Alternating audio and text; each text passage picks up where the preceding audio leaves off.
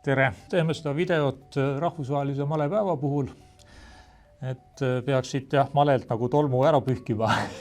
erinevatel põhjustel ja ma hakkangi siis arutama seda teemat, et miks võiks natukene nagu malelt tolmu ära pühkida. Et kõigepealt mõned huvitavad faktid, et ma hiljuti kohtusin siis Eesti Maleliidu juhatuse esimehega Villu Otsmaniga ja mõtlesime ka, et võiks omalt poolt nagu natukene toetada ja mõtlesin, et Paul Kerese ikkagi sünnimaa ja et igavene teine ja kui mina noor olin, siis need Kerese raamatud ma ikka lugesin ta nagu kapsaks, eks ole, selles mõttes, et sai nagu noorena loetud, et aga siis tuli välja, et Eesti riik toetab umbes maleliitu või malet, see oli nagu mingi 7000 või 10 000 euroga aastas. Siis ma mõtlesin ka, eks ole, et Helenius ise finantseerib seda peamiselt, tema siis pani nagu 40, me oleme numbri inimesed 40-50 000, eks ole, finantseerib kogu eelarve on umbes 200 000. Aga see on ikkagi tegelikult nagu natukene nagu häbiväärne, et me ise saame ka siis vähemalt Eesti riigi panuse, ma arvan, see on 10 000 või ma võin juba eraisikuna selle 10 000 võib-olla nagu ära teha, malet nagu toetada, et natukene nagu häbiväärne. Aga alustaks nagu sellest, et miks male nagu oluline on, et võib-olla esimene teema meil on siin päris oluline on AI, et mis selle AI-ga toimub ja ma vaatasin veel need faktid järgi, et aastal siis 96 oli siis esimene Kasparovi matš Deep Blue vastu, mille siis Kasparov võitis ja aasta hiljem, 1997 siis Deep Blue mängis uuesti Kasparoviga ja selle siis Deep Blue võitis ja peale seda arvati, et malega on nüüd nagu lõpp, et arvutid võidavad, et ei olegi midagi nagu teha. Aga võib-olla siin COVID ajal või ka natukene juba varem, et male on näidanud huvitavat renessanssi. Ja küsimus, kui küsida, et miks, mina toon ka selle näite, et ma olen päris palju nagu rääkinud kõigile, et me siin tunneme muret, et mida AI teeb, aga AI on siis males olnud juba, ütleme, et 30 aastat, et tegelikult saabki täna 30 sellest esimesest Deep Blue matšist Kasparoviga nagu 30 aastat täis ja kui need malevideosid vaadata, siis kui Carsten ja seal kommenteerib ja Hikaru Nakamura või Bortnik on huvitav karakter, temani jõuame pärast nagu tagasi. Aga nad ütlevad, et human evaluation ja computer evaluation, et ütleme, et arvuti hinnang, inimese hinnang väga tihti nagu erinevad. Et jah, et inimene ei suuda nüüd arvuti vastu enam nagu mängida, aga jätkuvalt, eks ole, et arvutid ja inimesed hindavad seda seisu erinevalt ja tegelikult male on päris populaarne, et kui inimesed inimese vastu mängivad. Ja nõukogude ajal male oli ikkagi natukene ta päris kohustuslikus kooliprogrammis ei olnud, aga täna näiteks Usbekistanis ja Indias on ta pandud, on ka Eestis on olnud seda arutelu, et mõeldud, et äkki peaks male olema kohustuslikult ütleme sellises kooliprogrammis. Ja ütleme, et vaadata, et kus need malegeeniused täna tulevad, jah, et Indias minu teada, kus ta on kohustuslikult Usbekistanis, ma olen 100% kindel, ma seda järgi ei vaadanud, aga ilmselt Usbekistanis ka, et parimad malemängijad täna ongi, ütleksin, et 2 riiki, kes juhivad, on ilmselt Usbekistan ja India, kus neid kõige rohkem tuleb. Ameerikas on väga palju neid kolinud, nagu Nakamura, eks ole, ja ütleme, et Bortnik sai ka vist nüüd mängib juba ta oli küll Ukrainast pärit, aga mängib näiteks Ameerika lipu all. Carsten on muidugi maailma kõige kuulsam jätkuvalt malemängija. Carsteni kohta on ka huvitav, et ta on seal oma kohalikus klubis mängis ja siis ta on ise ka rääkinud mõnes intervjuudes, ma soovitan kuulata, ta oli vist korra oli nüüd äkki ta oli Joe Roganis. Et teda nüüd aetakse taga, eks ole, ta on korra olnud, aga see on päris huvitav intervjuu tegelikult Magnus Carlsenit nagu kuulata, mis ta siis ütles, et ta isa mängis ka ja kõik, mis seal kohalikus maleklubis inimesed arvasid, et kuidas nii kehval mängijal saab nii hea nagu mängijas poeg olla. Aga kui vaadata, mida siis Carsten ise kirjutab, et ta on tõesti nagu väga suure fookusega, et umbes hakkas 5-aastaselt mängima ja iga päev, eks ole, et umbes 3-4 tundi nagu mängib, et siis seniajani on viimased võistlused on siin päris palju nagu ära võitnud, aga tagasi tulles selle põhiteema juurde, et mis siis male nagu oluline on, miks ta kooliprogrammides on, et male on sellepärast oluline, et sul peab alati olema males mingi plaan.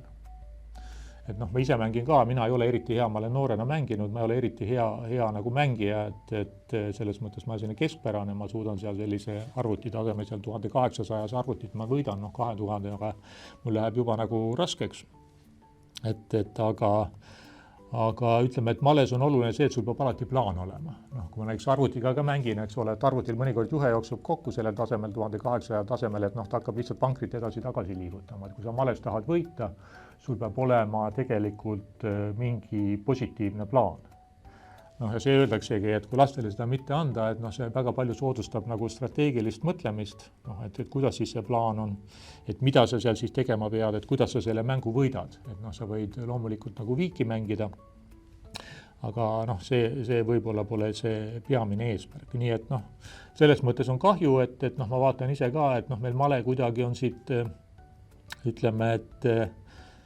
no jah, et loomulikult on tulnud muud meelelahutusvahendeid ja noh, kui mõeldagi, et sellel ajal, kui võib-olla internetti ja noh, neid asju ei olnud, eks ole, et üks väheseid asju, mida sa said teha, on võib-olla nagu malet mängida. Noh, ta oli kole populaarne, aga noh, siin väike male renessanss on olnud ja hoolimata sellest, et arvutid mängivad paremini, noh, see maailma kõige kuulsam arvuti, isegi ma ei tea, programm Stockfish 18 oli ta viimati või noh, tegutsetakse Stockfish, noh, YouTube'is on need videod olemas, eks ole, et ta päris naljaka häälega räägib ja tal on mingi selline naljakas robot ka nagu tehtud sinna AI robot, eks ole, et see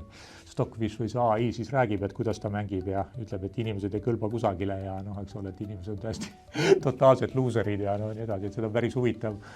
ka kuulata, eks ole, et kuidas siis Stockfish noh, sellise inimmõistust nagu materdab, aga sellest hoolimata, et inimesed mängivad ja noh, ta on päris populaarne, noh, mis on male häda, et öeldakse, et tegelikult male harrastajaid on sama palju kui jalgpalli harrastajaid, kusagil vist 600 miljonit, kui ma nüüd arvudega ei eksi, aga häda on selles, et noh, jalgpalli vaatab ka teist sama palju või isegi rohkem, aga malel on pealtvaatajaid umbes 10. Ma natukene küll liialdan, aga noh, et ise vaatan ka, et noh, need turniirid on, eks ole, mida ma soovitan, et Chess.com'is saab vaadata näiteks teisipäeviti on seal Title Tuesday, mis on võib-olla kõige kuulsam programm ja noh, need on päris kiired partiid, et noh, seal Title Tuesdays mängitakse 5-minutilise ajaga, noh siis neljapäeviti on Thursday 3-0, eks ole, kus mängitakse sellise 3-minutilise ajaga, et noh, need partiid noh, liiguvad päris kiiresti, et noh, ma mäletan Covidi ajal ka ei olnud nagu midagi väga teha, siis ma vaatasin Carlsoni ja Nepomniachtši mängu ja noh, seda mängitakse, see on siis klassikaline male, et see on vist 2,5 tundi 40 käigule ühele inimesele, et kokku on 5 tundi, eks ole, 40 käigu peale ja noh, siis seal tõesti, eks ole, 30 minutit keegi mõtleb ja mitte midagi ei juhtu ja see on seal kommentaatorid, eks ole, et noh, et aga noh, ütleme, et Covidi ajal kannatas selle välja, aga noh, need kiirpartiid on siis selles mõttes päris head. Ja noh, ütleme, et võib-olla selline viimane teemade ring, mida võiks käsitleda, et noh, et tegelikult kui need malevideosid vaadata, noh, Title Tuesdays seal Nakamura näiteks kommenteerib noh, nagu laivis, et ta samal ajal mängib ja jutustab nagu juurde. Carlsen viimase ajal, kes on noh, maailma ikkagi seniajani kõige kõrgema reitinguga mängija, kõige kuulsam mängija, noh, Magnus Carlsen. Et tema ise ka, noh, ta oli viimasel videotes olnud, aga noh, seal YouTube'is leiab neid üles ja neid vanasid, et noh, ta kommenteerib nagu juurde, et seda on päris huvitav nagu kuulata. No seal on nagu oluline asi ka see, et noh, miks neid on huvitav kuulata, et noh, mõlemad Carlsen ja Nakamura on siiski väga emotsionaalsed, noh, nad räägivad ja ütlevad, et noh, näed, nüüd läks jälle valesti ja noh, nad tegelikult teevad päris palju vigu ja kaotavad palju partiisid ka. Et noh, male on nagu natukene, ütleme, et ka siis selline aktsiatega kauplemine, et sul ei ole kusagile põgeneda. Noh, male on selles mõttes ikkagi väga depressiivne asi, et sa võidad päris palju, aga sa kaotad ka päris palju, et noh, see paneb ikkagi sellise edesihinnangu, eks ole, et kohe paika, et noh, viimati olid siin tiimide võistlused ja Carlsen kaotas 4 partiid järjest, eks ole, noh, samas mõnikord ta võidab ka 10 partiid järjest, aga noh, et noh, males sa väga palju tegelikult võidad ja väga palju kaotad, et sa saad väga kiire ja noh, adekvaatse noh, hinnangu enda kohta, et sama hästi öeldakse, et noh, nagu trading, et noh, meie äris ka, eks ole, et eriti kui asjad lähevad hästi, et noh, siis ikkagi aeg-ajalt mõnedel inimestel katus kipub nagu sõitma, eks ole, siis peaks nagu paar malepartiid mängima, see plaks, eks ole, mõned kaotused sisse, et tuled jälle natukene nagu sellisele maalähedasele orbiidile noh, nagu tagasi, et noh,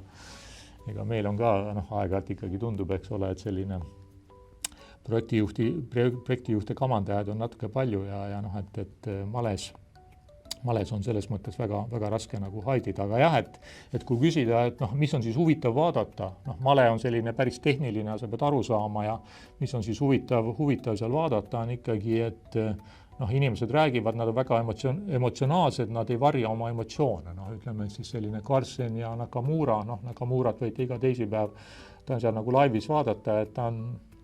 noh, ütleme, et seal osad on nalja inimesed, et noh, kes on sellise karmima, noh, ütleme, et koolkonna pooldajad võivad Portnikut vaadata, Aleksander Portnik, noh, tema nagu ikkagi vannub päris kõvasti sellises meie tuntud, noh, nagu sellises naabrite keeles, ta on ukrainlane, aga tundub, et vannub vene keeles vist, eks ole, noh, et tema ei hoia küll mitte midagi tagasi, eks ole, ja tuleb ikka tuld ja tõrva, eks ole, noh, et ja noh, see on nagu väga adekvaatne tagasiside, et miks ma sellise käigu tegin ja noh, eks ole, tõesti sa mõtled, et noh, sul on väga palju valikuid, et miks sa selle asja teed. Nii et noh, mina kõigil soovitan, et see on päris huvitav maailm, noh, mida mina õhtuti teen, et noh, ma loen 2 asja, et mul lapsed suured ja siis noh, tegelikult vaatangi, et õhtuti vaatan malevideosid, eile vaatasin jalgpalli kõrvale, noh, mul jalgpalli seal ka telekas mängib, aga ma ei viitsi vaadata, see on nagu igava võitu, eks ole, siis mul paralleelselt käib seal mingi, no siis mulle tundub, et ma olen eriti noh, nagu